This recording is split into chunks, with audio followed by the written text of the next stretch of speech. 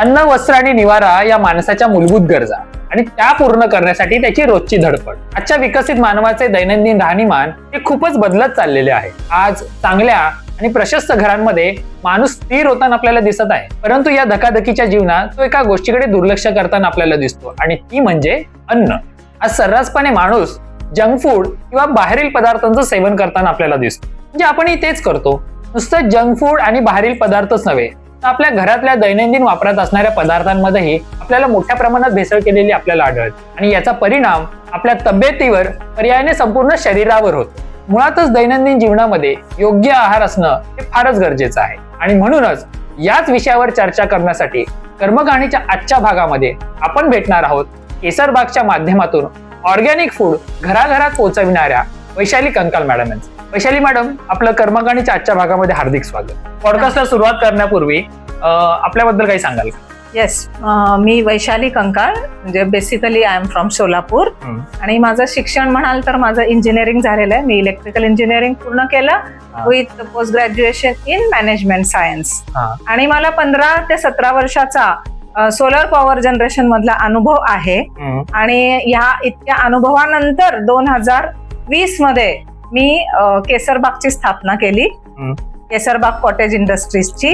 आणि त्याचबरोबर मला सांगायला आवडेल की मी आर्ट ऑफ लिव्हिंग ही संस्था नावाजलेली सगळ्यांना माहितीच आहे, तर त्याची मी शिक्षिका आहे.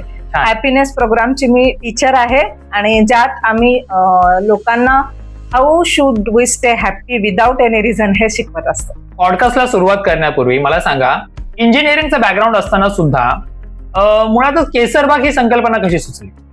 येस, कसं आहे की ह्याचे जे रूट्स आहेत ना ते सगळे माझ्या चाइल्डहुड मध्ये मला दिसतात. म्हणजे कसं आहे, अगदी लहानपणापासूनच माझा एक मातीशी वेगळं कनेक्शन आहे.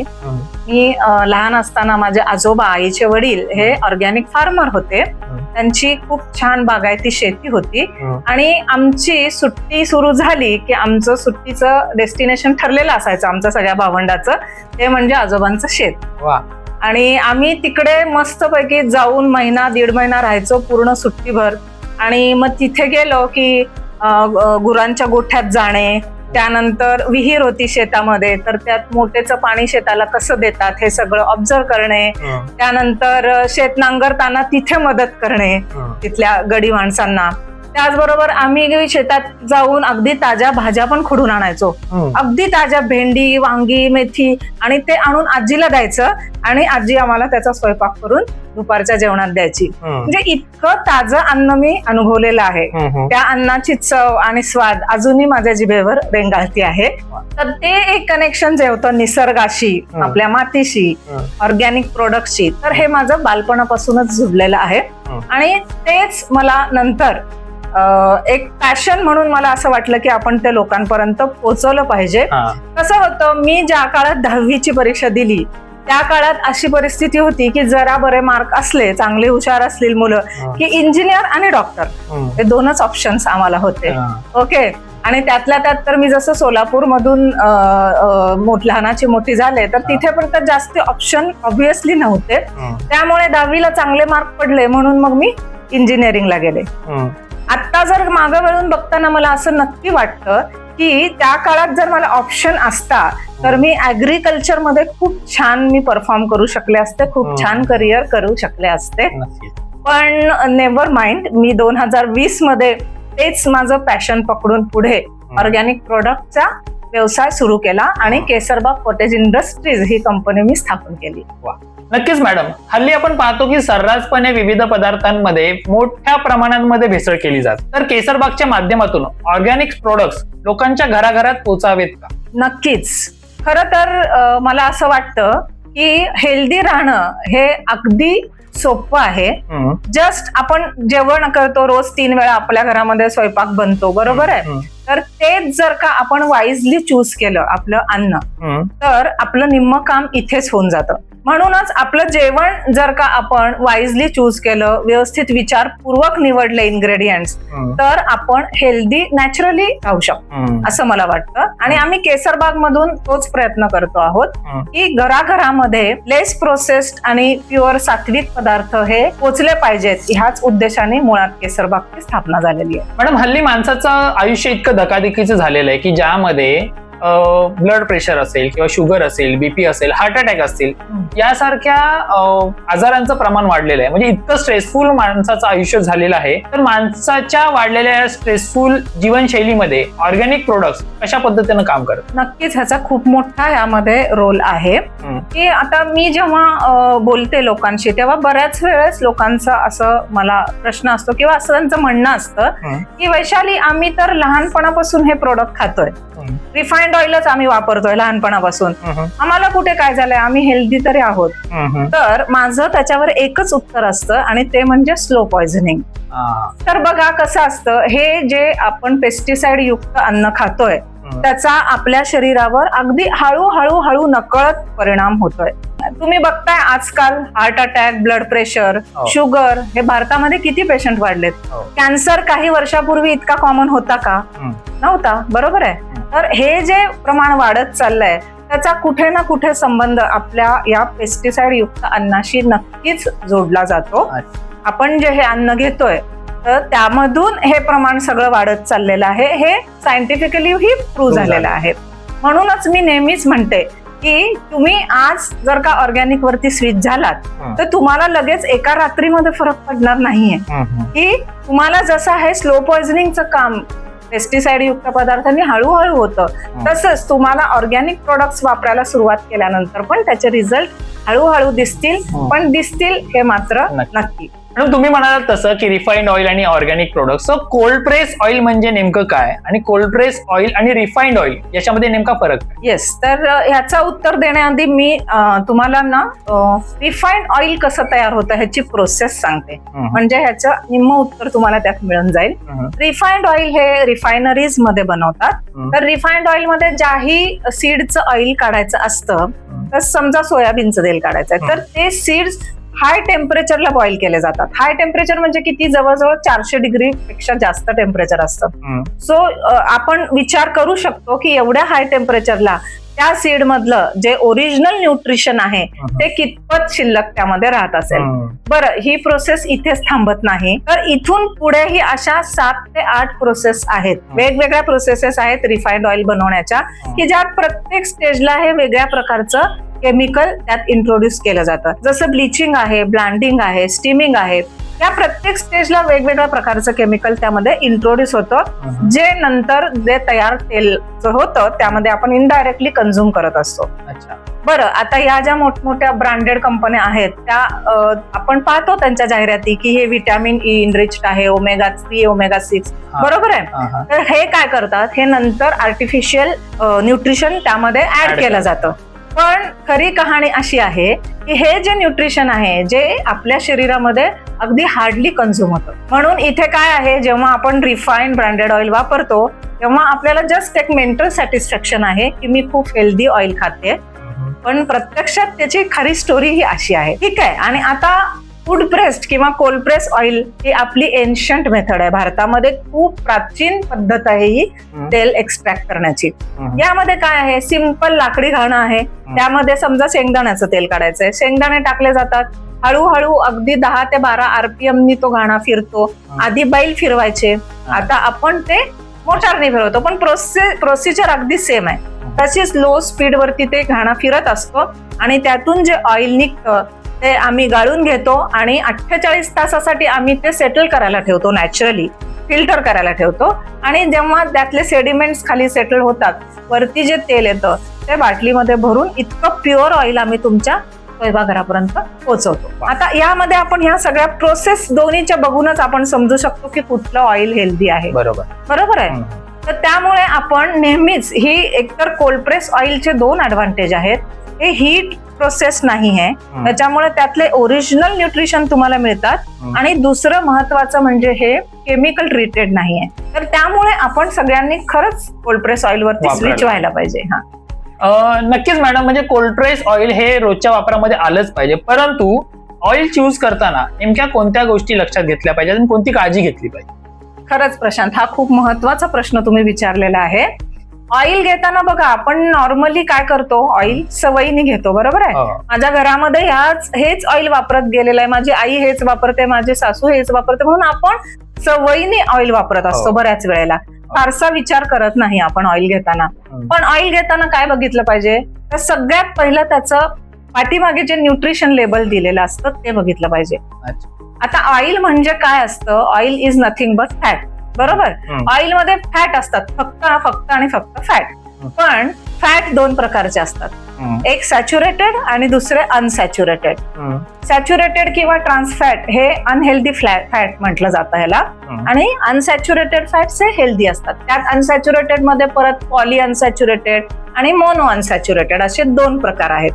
तर ऑइल आपण जेव्हा त्याचा न्यूट्रिशन चार्ट बघतो तेव्हा असं ऑइल चूज करा की ज्यामध्ये सॅच्युरेटेड फॅटची प्रमाण कमी आहे आणि अनसॅच्युरेटेड फॅटचं प्रमाण हे जास्त आहे.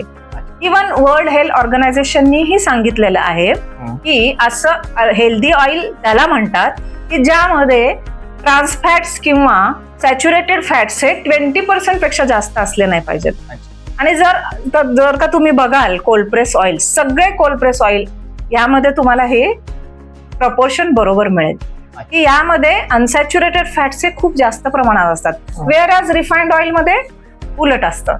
त्याच्याचमुळे आपण नेहमी ऑइल सिलेक्ट करताना अनसॅच्युरेटेड फॅट जास्त असलेलं ऑइल सिलेक्ट केलं पाहिजे. मॅडम, आतापर्यंत आपण जी माहिती सांगितली ती फारच उपयुक्त आहे आणि ऑर्गॅनिक प्रोडक्ट हे माणसाच्या दैनंदिन वापरात असायलाच पाहिजे याबद्दल शंका नाही. पण मला सांगा, केसरबागकडे असे कोणते ऑर्गॅनिक प्रोडक्ट्स आहे जे प्रत्येक माणसाच्या घराघरात असायला हवेत? कसं आहे की फक्त ऑइल चेंज करून किचन मधलं की आपण परिपूर्ण आहार बनवू शकत नाही, बरोबर आहे. ऑइल हा मेजर फॅक्टर आहे आपल्या स्वयंपाकघरातला, पण त्याचबरोबर बाकीही सगळेही प्रोडक्ट हे पेस्टिसाइड फ्री वापरले पाहिजेत. आणि या विचारामधूनच आम्ही कोल्ड्प्रेस ऑइल बरोबरच केसरबाग मध्ये पूर्ण किचनची रेंज इंट्रोड्यूस केलेली आहे.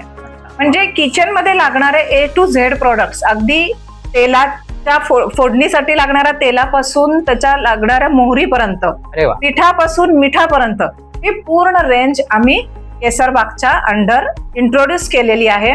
भरपूर व्हरायटीज आहेत. जसं पहिली आमच्याकडे कॅटेगरी आहे ही कोल्ड्प्रेस ऑइल आणि काऊ घीची. आता ह्याच्यामध्ये काऊ घी मध्ये आम्ही A1 A2 हे दोन्ही देशी गाईंचं तूप, गीर गाईचं तूप हे सगळे प्रकार ठेवलेले आहेत. आणि त्यानंतर दुसरी कॅटेगरी आपली येते नॅचरल स्वीटनरची, ज्याच्या अंडर आपण खांडसरी साखर देतो, organic jaggery powder, jaggery cubes, त्यानंतर नॅचरल रॉ हनी असतं आपल्याकडे, जे तुम्ही नॅचरल स्वीटनर म्हणून तुमच्या आहारात यूज करू शकता. त्यानंतर आपली तिसरी रेंज आहे पिठा आणि भाजण्या. आता पिठाचं प्रोसेसिंग युनिट तर आपलं स्वतःच आहे ठाण्यामध्ये, आणि आपण आपल्या स्वतःच्या चक्कीवरती रोज फ्रेश पिठं सगळी दळतो. आणि त्यामुळेच तुमच्या घरात केसरबाग कडून येणारं हे पीठ 24 तासापेक्षा जुनं पीठ कधीच नसतं. सगळी पूर्ण रेंज आहे पिठाचे. 10 ते 12 प्रकारचे पिठं आहेत. थालीपीठ भाजणी आहे, उपवासाच्या भाजण्या आहेत, आंबोळी पीठ आहे, असे भरपूर प्रकार आमच्याकडे तुम्हाला पाहायला मिळतील. त्यानंतर आपली पुढची रेंज येते ग्रोसरी प्रोडक्ट, जसे कडधान्य आहे, धान्य आहे, डाळी आहे, तांदूळ आहे. यामध्ये सगळे हातसडीचे, इंद्रायणी, आंबेमोहोर असे सगळे सुगंधी आपण तांदूळ ठेवलेले आहेत. आणि 100% पेस्टिसाइड फ्री, हे परत सांगायलाच नको. आणि डाळी पण सगळ्या अनपॉलिश डाळी आहेत की ज्या वापरल्यानंतर, जसं की आपल्याला बऱ्याच वेळेला ना ऍसिडिटी, ब्लोटिंग हे प्रॉब्लेम होत असतात. आणि मग त्या केसमध्ये आपण काय करतो, एक तर आपण एखादी अँटॅसिड घेऊन ते सप्रेस करतो, किंवा मग आपण दुसरं काय चूज करतो तर डाळीच बंद करायच्या. नाही, तूर डाळ खाल्ल्याने मला ऍसिडिटी होते, बरं मी बंद करते. तर त्याच्यावर तो उपाय नाहीये. तर तुम्ही ह्या डाळीवरती स्विच होऊन बघा. आणि माझा स्वतःचा एक्सपिरियन्स पण मी सांगते की मला आधी सुरुवातीला खूप प्रॉब्लेम होता, तूर डाळ चालायची नाही. पण जेव्हा मी हे ऑर्गॅनिक आणि ह्या पेस्टिसाइड फ्री प्रोडक्ट वरती पूर्ण स्विच केलं स्वतःला, तेव्हा माझ्यात हा खूप फरक मला मोठा जाणवला. आणि ही जी प्रोडक्ट रेंज आहे, त्यानंतर इथेच आमची रेंज थांबत नाही. तर ह्याच्या बरोबर तुम्हाला सगळे हेल्दी मिलेट्स आहेत. 6 प्रकारचे पॉझिटिव्ह मिलेट्स आहेत, त्यांची पिठं आहेत आपल्याकडं. त्यानंतर सीड्स आहेत सगळे हेल्दी, चिया सीड्स, सनफ्लॉवर, सॅफफ्लॉवर, ही पूर्ण रेंज ठेवलेली आहे. आणि एक हेल्दी स्नॅक्सची पण रेंज आपण इंट्रोड्यूस केलेली आहे, ज्याच्या अंडर सगळे मिलेटचे आपण खाकरा ठेवलेले आहेत. त्यानंतर मिलेटचेच खूप पास्ताज, नूडल्स, आजकाल इन्स्टंट नूडल खूप फेमस आहेत मुलांमध्ये, मग त्यांना अल्टरनेटिव्ह म्हणून आम्ही इन्स्टंट नूडल विथ मसाला पण मिलेटचा हे इंट्रोड्यूस केलाय, जो आमचा सुपर प्रोडक्ट आहे, खूप छान लोकांना आवडतो. त्याचबरोबर आमच्याकडे कुकीजची रेंज आहे complete, oats cookies, millet cookies, multigrain cookies, पूर्ण हेल्दी रेंज. सगळ्यामध्ये मैदा कुठेच वापरला नाही, पाम ऑइल नाही, डालडा नाही, सगळे हेल्दी रेंज आम्ही इंट्रोड्यूस केलेली आहे. असे बरेच प्रोडक्ट आहेत जे तुम्हाला केसरबाग मध्ये बघायला मिळतील.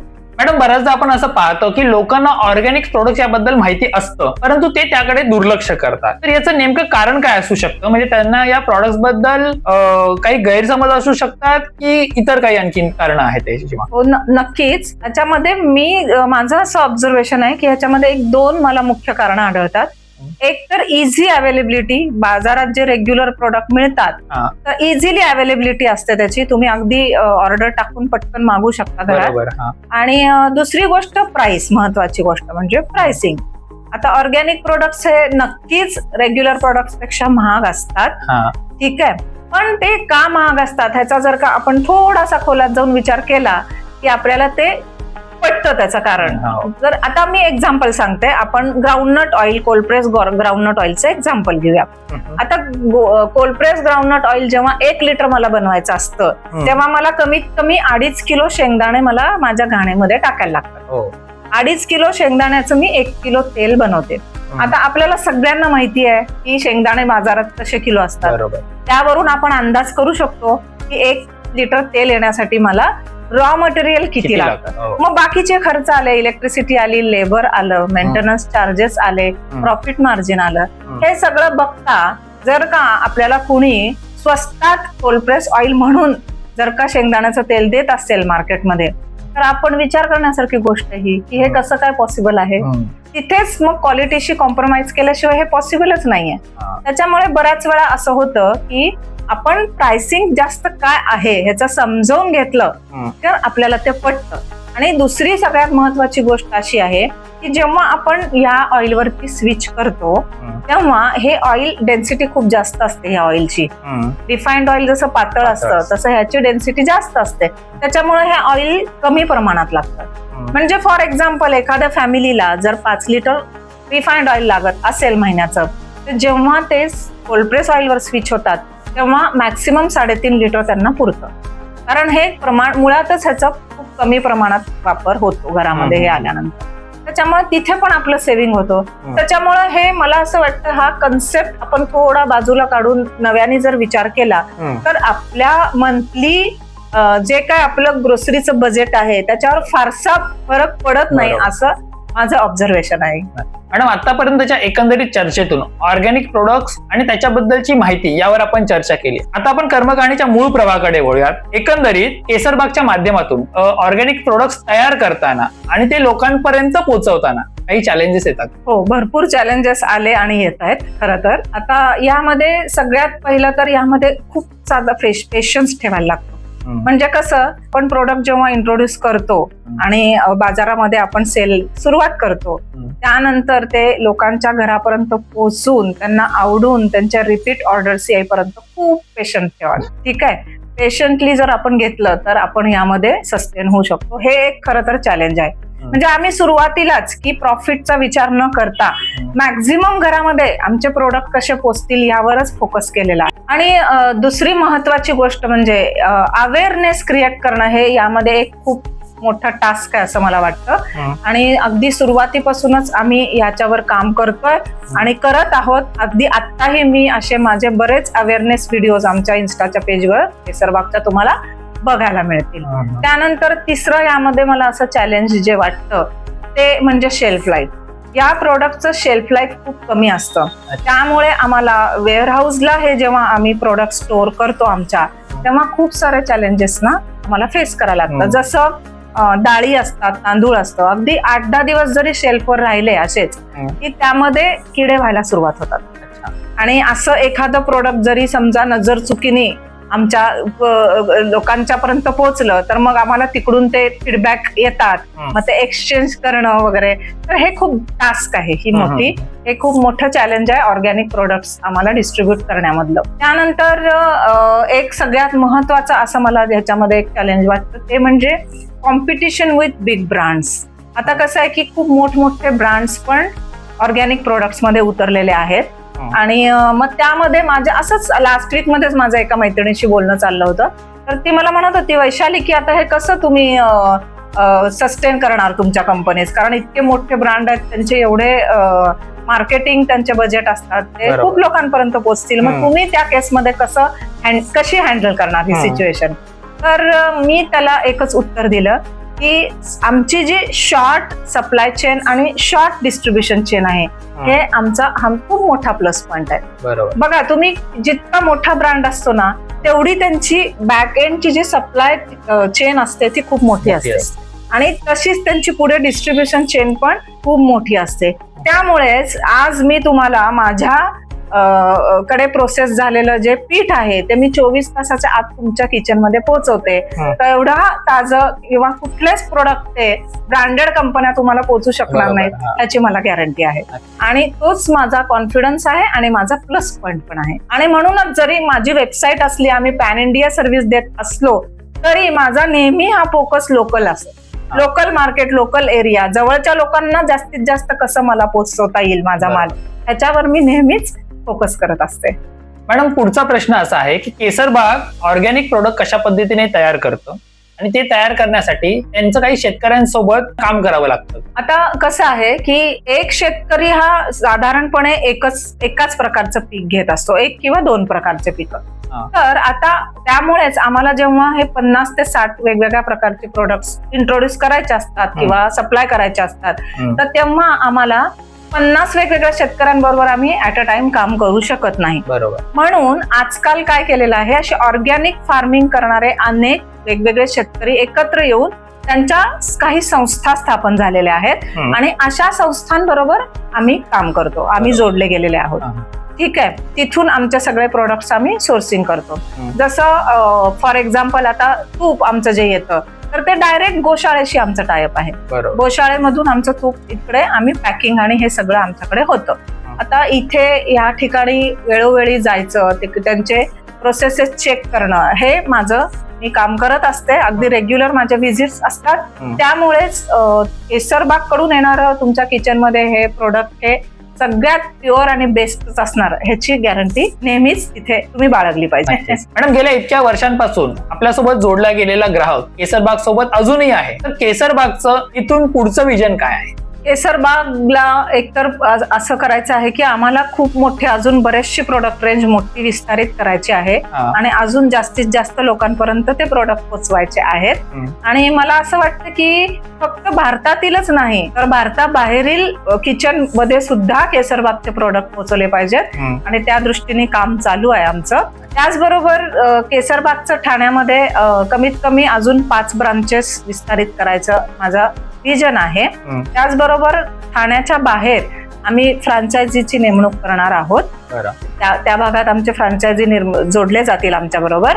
आणि अजून एक महत्वाचं माझं एक विजन आहे, म्हणजे आता जसं अनेक घरगुती काम करणाऱ्या स्त्रिया आहेत की ज्यांना बाबा खूप छान हातामध्ये स्किल आहे ट्रॅडिशनल पदार्थ बनवण्याचं, पण प्लॅटफॉर्म नाहीये सेलिंगसाठी, तर अशा लोकांना आम्ही ऑलरेडी, अशा स्त्रियांना पर्टिक्युलरली आम्ही प्लॅटफॉर्म दिलेला आहे. पण अशा अजून काही स्त्रिया आहेत त्यांना केसरबागशी जोडायचं आहे, आणि त्यांचे प्रोडक्ट आम्हाला लोकांपर्यंत पोहोचवायचे आहेत. मॅडम, आजपर्यंत जोडला गेलेला ग्राहक, त्यासाठी घेतलेली मेहनत आणि केसरबाग समोरचं विजन, हे सगळं सांभाळताना अशी कोणती प्राऊड मुवमेंट आहे का, किंवा असा काही एखादा एक्सपिरियन्स आहे का जो तुम्ही आम्हाला या ठिकाणी शेअर करू शकता? नक्कीच, असे बरेच आहेत, पण मला आत्ता एक आठवतोय, तो मी शेअर करते. तर काही महिन्यापूर्वी आमच्या स्टोअरमध्ये ठाण्यातल्या एक जोडपं आलं होतं. तर ते दुबईवरून आलेले होते, आणि सहज गुगलवरती आमचं नाव दिसलं, आणि मग ते बघूया तर प्रोडक्ट काय रेंज आहे या उद्देशाने दुकानामध्ये आले होते. आणि आमचे प्रोडक्ट्स रेंज बघून एवढे प्रभावित झाले की त्यांनी जवळजवळ 10,000 पेक्षा जास्त सामानाची खरेदी केली. वा, छान. अतिशय हॅपीली त्यांनी ते सगळं सामान घेतलं आणि ते तिथून बाहेर पडले.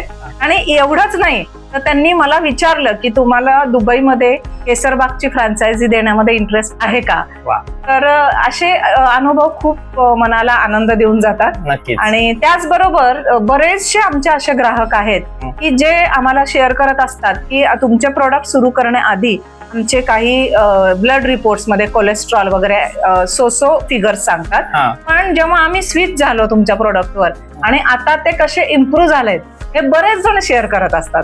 तर अशा सगळ्यांचे फीडबॅक्स बघून आम्हाला नक्कीच खूप आनंद होतो आणि ती एक प्रेरणा आहे खरं तर केसरबागला अजून पुढे नेण्यासाठीची. नक्कीच. गेली अनेक वर्ष ऑर्गॅनिक प्रोडक्ट्स आणि त्या संबंधीची माहिती आपण लोकांपर्यंत पोहोचवतात. तर आज कर्मकहाणीच्या माध्यमातून माणसाचं हेल्दी लाईफ सुरू करण्यासाठी प्रॅक्टिकल काही टिप्स सांगू शकतो? नक्कीच.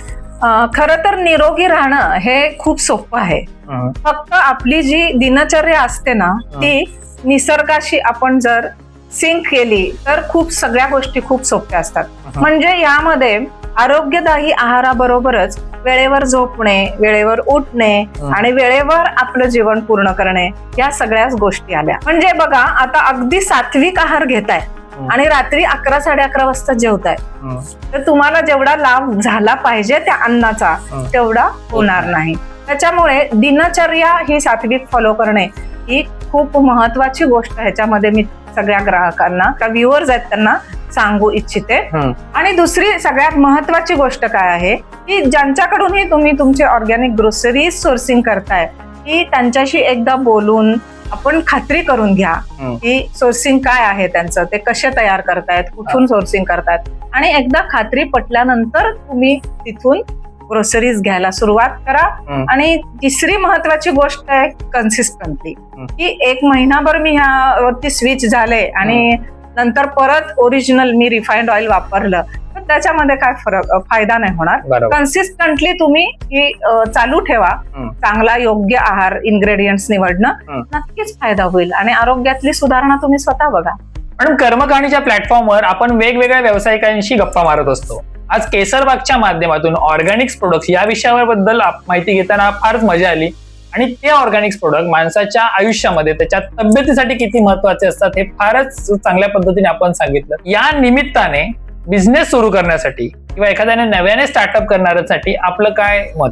यामध्ये सगळ्यात महत्वाचा पॉइंट आहे की आपण जे प्रोडक्ट सिलेक्ट करणार आहोत ज्यामध्ये आपण डील करणार आहोत तर त्या प्रोडक्ट्स बद्दल थरो नॉलेज घेणं हे खूप इम्पॉर्टंट आहे. त्याचे प्रोज कॉन्स हे आपल्याला सगळे माहिती असले पाहिजेत आणि नॉट ओनली प्रोडक्ट्स त्याचबरोबर स्वतःचे स्ट्रेंथ्स आणि विकनेसेस पण आपल्याला व्यवस्थित माहिती असले पाहिजेत. बरोबर. आणि त्याला अनुसरून आपण आपल्या व्यवसायाचं स्वरूप ठरवलेलं पाहिजे. की बघा ऑप्शन्स तर अनेक असतात पण त्यातलं आपल्या स्ट्रेंथ्स नुसार सिलेक्ट करून प्रोडक्ट्स म्हणा सर्व्हिस म्हणा ती सिलेक्ट करून त्याला कन्सिस्टंटली पुढे कसं न्यायचं हे खूप इम्पॉर्टंट आहे. नक्कीच. म्हणजे आज एखाद्या प्रोडक्टला डिमांड दिसते म्हणून मी तो प्रोडक्ट इंट्रोड्यूस केला आणि परत स्विचिंग करत राहिलो दुसरा तिसरा तर मग त्यामध्ये यश आपल्यापासून मग लांब पळत राहतं. त्यामुळे कन्सिस्टन्सी ही तितकीच महत्वाची आहे आणि last but not list patience ठेवला पाहिजे. की मी 2020 ला केसरबाग इंट्रोड्यूस केलाय तरी आज 2026 मध्येही अजूनही मी तेवढ्याच पेशंटली काम करतेय. नक्कीच. त्यामुळे कुठलाही व्यवसाय असू दे तुम्ही कन्सिस्टंटली आणि पेशंटली केलात तर नक्कीच यश आपलं आहे याची खात्री बाळगा. आज आपण इतक्या छान पद्धतीने आमच्याशी गप्पा मारल्यात. केसरबागला चांगल्या पद्धतीने प्रमोट करण्यासाठी आपण इतकी प्रयत्न करत आहात. तर आज कर्मकहाणीच्या या प्लॅटफॉर्मवर आपण आलात आपल्याला कसं वाटतं? मला खूप छान वाटलं आणि बोलताना जो काय आपल्या मधला जो संवाद झाला तो अतिशय म्हणजे मी मनापासून सांगितलं. ह्याच्यावर अगदी पूर्व तयारी नव्हती पण जे स्पॉन्टेनियसली जे प्रश्न विचारले त्याची उत्तरं जशी जशी माझ्या अनुभवातून मला आठवत गेली तशी मी तुम्हाला तुमच्या बरोबर शेअर केली आणि आय होप तुम्हाला पण ती आवडते आणि तुम्ही पण एन्जॉय केला असणार आहे. माझी जी कर्मकहाणी आहे ती ऐकताना तुम्हाला त्यातून नक्कीच काहीतरी प्रेरणा मिळून तुमची नवीन व्यवसायाची सुरुवात होऊन आपण खूप यश संपादन करावं हे मी अपेक्षा करते. धन्यवाद. आपल्या दैनंदिन जीवनामध्ये ऑर्गॅनिक प्रोडक्ट्स किती महत्वाचे असू शकतात याबद्दल आज आपण आपल्या पॉडकास्टमध्ये चर्चा केली. आपल्यालाही जर ऑर्गॅनिक प्रोडक्ट्स बद्दल माहिती घ्यायची असेल किंवा ते पदार्थ ऑर्डर करायचे असतील तर आजच केसरबागला संपर्क करा. केसरबागला संपर्क करण्यासाठी सर्व डिटेल्स कॅप्शन्स मध्ये दिलेले आहेत. आजचा कर्मकहाणीचा भाग आपल्याला कसा वाटला आम्हाला जरूर कळवा आणि हो, चॅनलला सबस्क्राईब करायला विसरू नका. तर पुन्हा भेटूया अशाच एका नव्या व्यावसायिकासह आणि जाणून घेऊया त्याच्या व्यवसायाची कर्मकहाणी.